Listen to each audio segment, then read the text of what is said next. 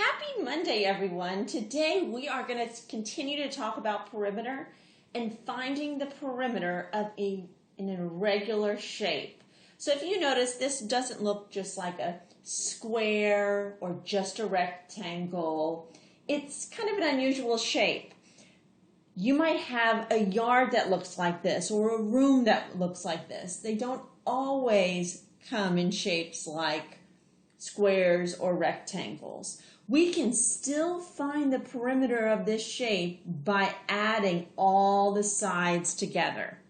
But before we do that, we need to figure out what is the measurement of these two sides that we have put down as variables. So whenever we see letters, when we do math a lot of times, those letters stand for numbers. They're unknowns. So our variable in these problems are an A and a B for this.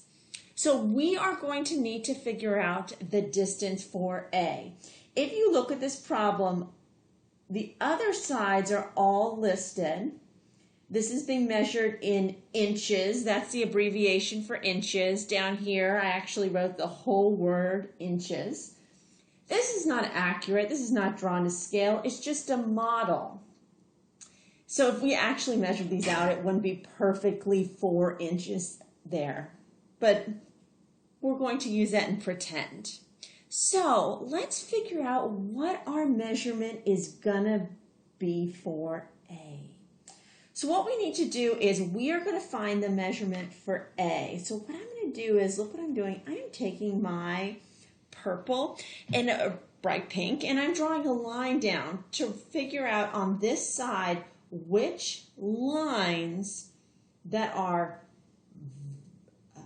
vertical lines are going to be the same measurements on the other side. So what I do is I look at the other side of my figure and I notice that I have a vertical line here. I have a vertical line here. And I have a vertical line here. And they seem to match up. They don't overlap. So to figure out what my distance is on this side, I'm going to add together the vertical lines on the other side. So I would add 3. So I'm going to put this over here. 3 plus 4 inches. That's what this is. And then over here, 3 inches. And if I added those together, 7, 8, 9, 10, I would figure out that A is actually 10 inches long.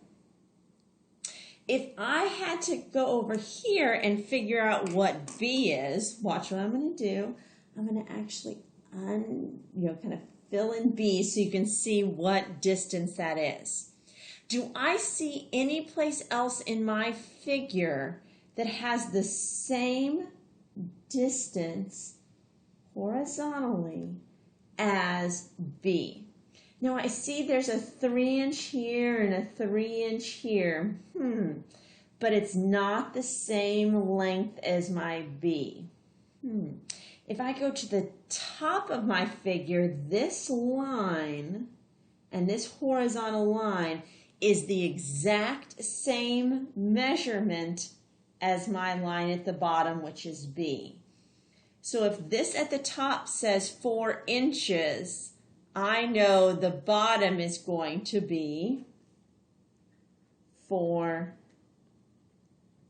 inches. And once I have all my measurements done, then I can figure out what my perimeter is. So to figure out what my perimeter is, just like we did with our other problems, is I am going to add up all of the sides that I have. And as I do it, you're going to notice, as I write them down, for instance, 4 inches, 3 inches, 3 inches. I'm going to cross them out as I write them down. 4 inches, 3 inches, 3 inches, 4 inches, 10 inches. That's a lot of numbers, right? So when I'm doing that many numbers, a lot of times I'm going to start breaking it down, and I'm going to add 2 numbers at a time.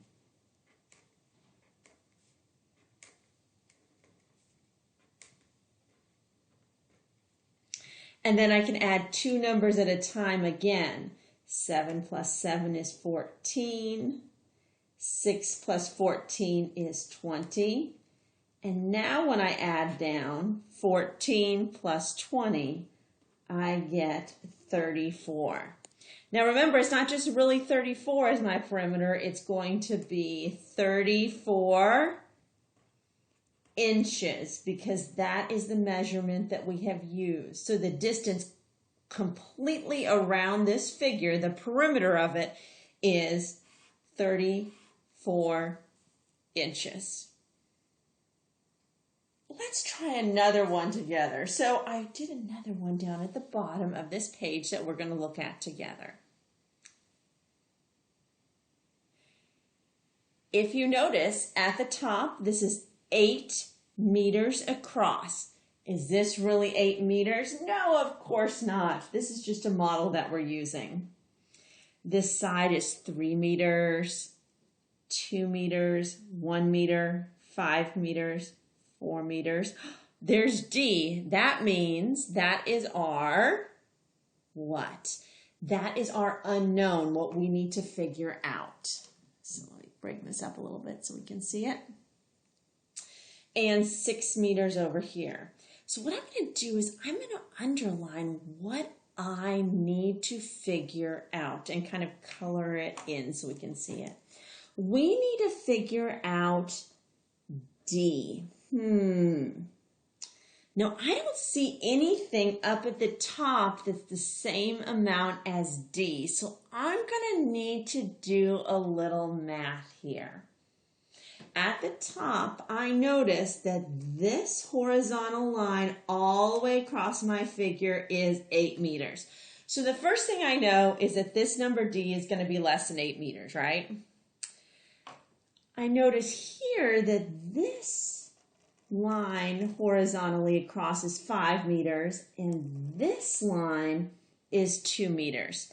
They don't cross. They seem to meet up here, here, and here. And then over on this side, I notice that this line meets up with this line. So we don't have anything that overlaps. To figure out D, basically what I'm figuring out is the total amount at the top is 8 meters. Did you see that?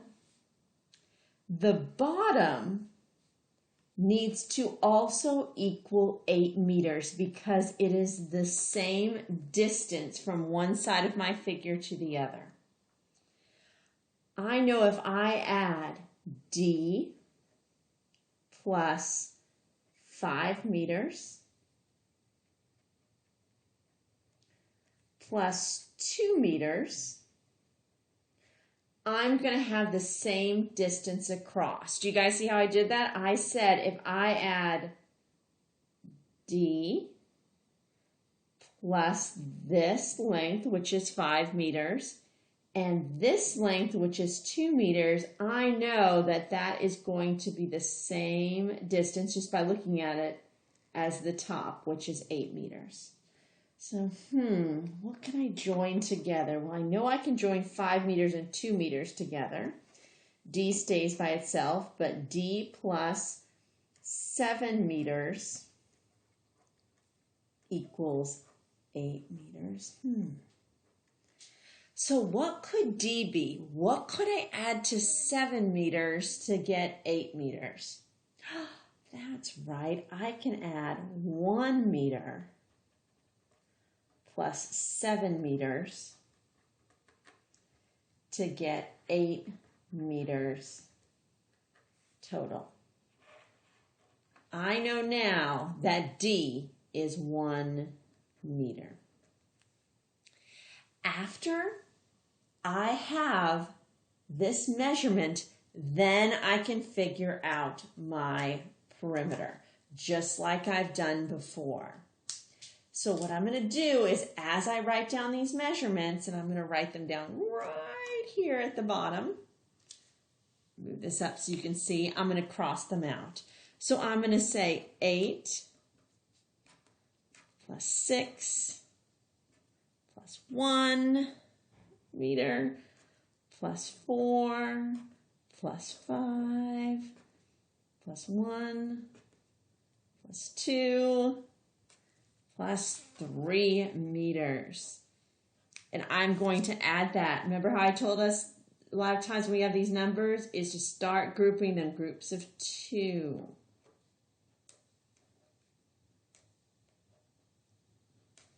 (19) plus 11. I end up getting the perimeter of 30 meters all around my figure. Now I know it's a lot today. I have emailed your assignment to your parents. I've also attached it on the blog. It is 6 problems that you are going to need to do where you are going to have to find the variable and then find the perimeter around. So I want you to try your best on this. I will, on the link that's posted on the blog, it actually has the problems plus the next 2 pages are the answer key. So if you're having problems with this, I want you to look at the answer key to make sure you know what you're doing. So I hope that helped, and good luck today, and I will see you tomorrow. Bye.